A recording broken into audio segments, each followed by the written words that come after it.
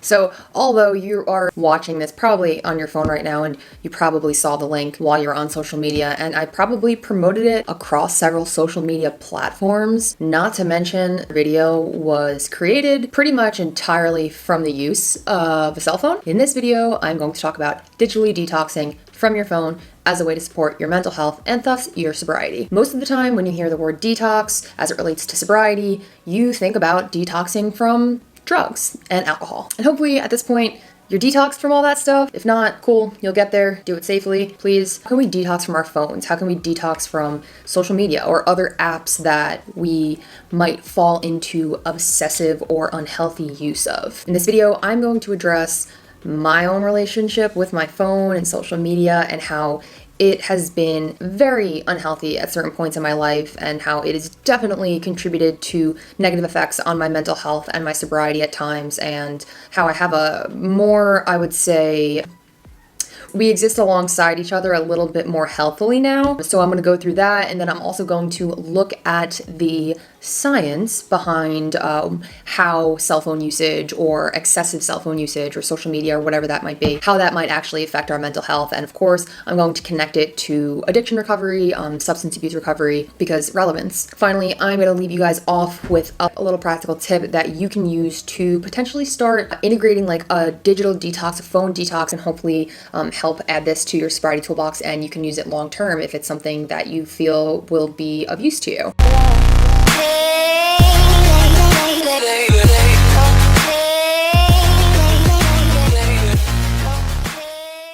Hello. Hi, I am Allie K. Campbell. This is my YouTube channel. It is dedicated to getting real, having fun, and living sober in no particular order. If you like sobriety tips and you would like to build upon your sobriety toolbox, go ahead and subscribe to this channel because you will get a new tip every single week. That's what you're watching today, and we are talking about phones. Imagine someone addicted to nicotine giving advice about how to not be addicted to other things. This is what the internet allows people like me to do. Evil. Pure evil. So let me first start off by saying, before I get into like my history with phone use and all that crap, I am a true product of my generation. I stand by the title of a millennial proudly in a way that all millennials do, in a kind of like depressed, nihilistic sort of way. Ugh, yeah, I am who I am, for better or for worse, but mostly for worse. Yeah, I'm a fucking big cliche is basically what I'm saying here. I feel like I've had a pretty unhealthy attachment to my phone like since the day I got one. I had like a Razr, like not like a Razr, a flip phone, like a Motorola Razr. I think they actually came back with that recently. Then I had a BlackBerry, I had a Sidekick. Now I have an iPhone, which the addiction there has definitely been worse than all the other ones combined. You know, this is a progressive disease and all that. Aside from all the obvious ways that I use my phone for like texting, calling, although I try to avoid that at all costs. Again, millennial shit, going on social media, playing mobile games, yada, yada, yada, yada. And I need to add also that there are healthy things I do on my phone too. I like track my hydration and stuff like that. Like there are healthy things I do on there, but generally speaking, too much time on my phone is not a good thing for me. When I was like drinking and using and things like that, like, my phone was the hub to like all my connects, the people that I wanted to party with. Also a way for me to like go on social media and see the way that other people were presenting their drinking and using. It helped me to romanticize it and manage my own reputation in a way that's like, look, I'm having fun, I'm not dying inside, haha. It added another layer of denial for me about like the reality of what was really going on in my situation. Everybody else seemed to be having like an okay time with like their alcohol and their drug use. There were all kinds of unhealthy things that like my phone came into play. When I was still drinking and using, I had a tendency to drink at people. If I was, in a relationship, right, and, my partner had done something that pissed me off or upset me, I had very little ability to use any like healthy coping mechanisms at that point. What I would do is get f***ed up and like, let them deal with the wreckage of that. I'll show you, I'll hurt me, which makes no sense, but it did in my head at the time. And I let social media and like phones like get involved in that, expose myself to like things and people and stuff online that like I knew would trigger me to probably behave poorly or unsoberly, but I would do it anyway because there was like this genuine draw, this pull to like pain, I guess. It's kind of weird to look back on now. That's not the way I use my phone anymore. That tendency was very strong at the time. It wasn't until I started seriously like working on my mental health. I mean, I was working on my mental health for a really long time, but I wasn't seriously working on my mental health. And it wasn't until then, and also when I was taking sobriety very seriously, that I had more awareness around my day-to-day behavior towards everything. All this clarity that I didn't really know what to do with. So it was like, might as well observe myself in every single fucking moment. And I started to notice how often I rely on my phone to bring myself a sense of comfort, to avoid doing something that I had to do, whatever the case may be. Once I really started becoming mindful of that behavior, oh wow, this seems really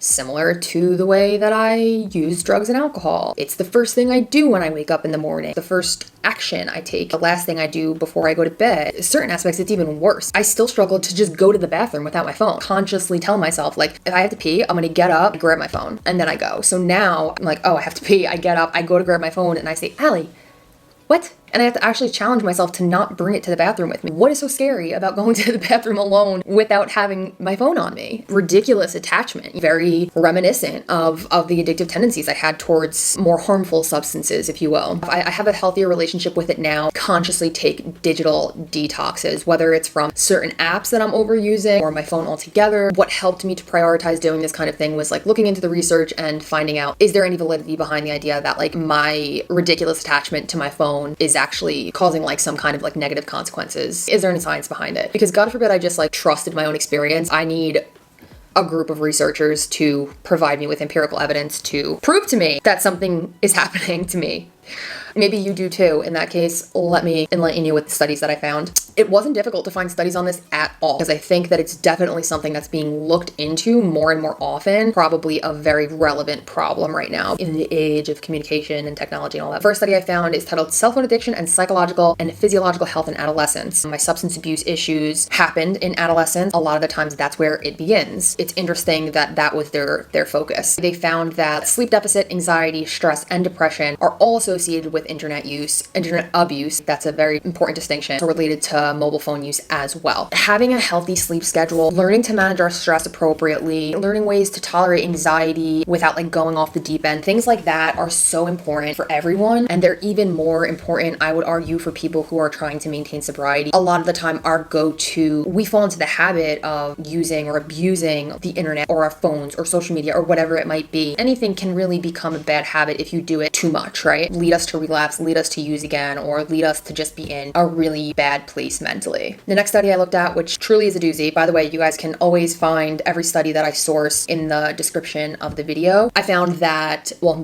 read that there is a relationship between addiction to mobile phones and mental health. I liked that they defined mental health in this study as a person's capacity to know their own ability to cope with the normal stresses of life, generally be like a useful member of society. I'm paraphrasing. Their point is that becoming too reliant on cell phones can actually keep you from doing healthy things, which is very indicative and very reflective of addiction to other substances can become. Inability to cope without having your fix. I mean, it's kind of hard to imagine like Instagram landing me in rehab the way that alcohol did, but what this also tells me is that like taking a detox from your phone, taking a conscious break can be a very good thing. We might have that tendency to rely on something that is outside of ourselves to find peace and comfort, and once we're getting back into that habit, no matter what the external thing is, we're playing with fire a little bit, guys. Finally, in the last article that I looked at, a University of Illinois psychology professor, Alejandro Alares, found that being attached to your phone can indeed cause depression and anxiety. Depression and anxiety for me, and based on a body of research that's ever growing, are leading causes of substance abuse. Very intertwined. There's a lot of, is it the chicken or the egg? Does the addiction cause the depression and anxiety, or does the depression and anxiety cause the addiction? I mean, who really gives a